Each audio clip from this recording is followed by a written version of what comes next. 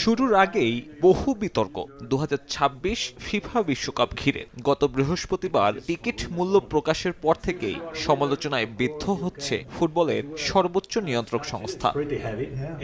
কাতার বিশ্বকাপের তুলনায় সব মিলিয়ে প্রায় 500% বেশি টিকিট মূল্য নির্ধারণ করেছে ফিফা। এরপরেই বিভিন্ন সমর্থক গোষ্ঠীর তীব্র সমালোচনার মুখে পড়ে মার্কিন যুক্তরাষ্ট্র ও সংগঠনের সভাপতি জিয়ান্নি ইনফ্যান্তিনো।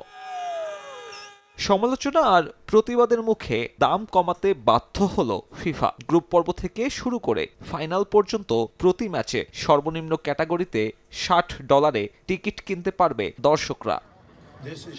তবে এখানেই শুভঙ্করের ফাঁকি। $60 ক্যাটাগরিতে থাকা টিকিটের পরিমাণ স্টেডিয়ামের মোট ধারণ ক্ষমতার 1%-ও কম। তাও দেয়া হবে নির্ধারিত ম্যাচে অংশগ্রহণকারী দুই দলের ফেডারেশনকে। ফেডারেশন সেটা বিক্রি করবে দলের পার সমর্থকদের মাঝে।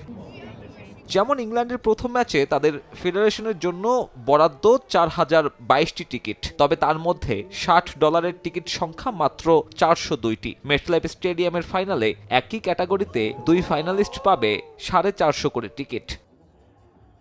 ফিফার এমন সিদ্ধান্তে তাই ক্ষুব্ধ সমর্থক গোষ্ঠী। এমন নীতিতে বৈষম্যের অভিযোগ তুলেছে তারা।